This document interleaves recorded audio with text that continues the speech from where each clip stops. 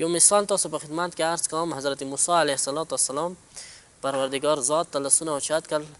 پروردگاره ما ته لږ د تا مخلوقاتو روزي وښیه، ته مخلوقاتو ته څنګه روزي رسوي.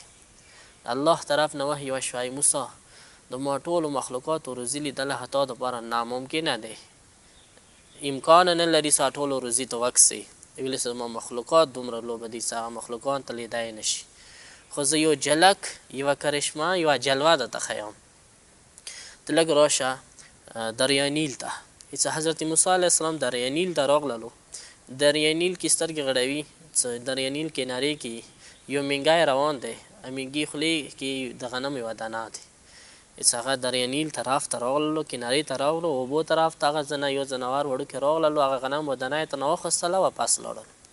حضرت موسی علیه السلام ته وحی وشوه ای موسی د دغې کیسې نور وضاحت ته لږ څه وخت بعد ته ښیم. هېڅ وخت تېرېدلو چې کله حضرت موسی علیه السلام ته وحی وشوله څه فرعون نه تاسو ته نجات میلاو شو، لہذا تاسو ټول لاړ شو دریای نیل طرف ته. چې کله حضرت موسی و بني اسرائیل راورسېدل، سرته د فرعون پوج و. پروردگار طرف نه وحی وشوله چې عصا دریای نیل باندې ووایه. چې کله عصا یې وویله، هغه اوبو کې یو شګاف وشو، یوه لیاره جوړه شوله. چې هغې لیارې کې روان و، نه خدای طرف نه بیا وحی وشوه چې ای موسی تېر شوي واقعه لږه په یاد کړه چې تا منه د مخلوقاتو روزۍ پوښتنه کړې وه. چې حضرت موسی علیه السلام هغه یاد شو چې یو مینګی راغلی و، کنارې ته هغه یو ځناور راغلی و، هغه غنمو دانه یې ترنه اخیستې وه، سترګې غړولې. چې هغه ځناور بیا راغلی یوې تیږې ته ودرېدلو. هغه یو وړوکي یو سهار څه و، چې هغه تیږې نه چې کومه د یو بل مینګی راووتلو، هغه غنمو دانه ترنه واخیستله، واپس لاړو.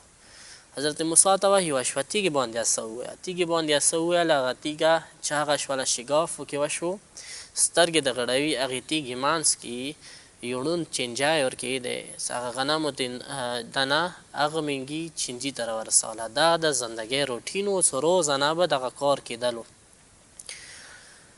چې کله په حضرت موسی دغه حالات ولیدلو چې یوې تیږې منځ کې یو ړوند چینجی بغیر د روزۍ نشي پاتې کېدی، نه پروردګار دومره مخلوقات هر ځای کې دي، هر ځای ته روزي رسوي. لږ سوچ وکړو نو چې کله پروردګار ذات سمندر تحت کې تیږې منځ کې یو ړنده چینجي ته خپله روزي په ځای په ټایم ورسوي، نو بیا ما ته بغیر روزۍ پرېږدوي. امکان هم نه پیدا کېږي چې بغیر روزۍ پاتې شي. خو صرف دا دی چې انسان حلالې لارې باندې کوشش کوي، خپل ذهن و ګمان کې عقیده و ایمان دی چې الله رزق دی، الله به روزي رسوي.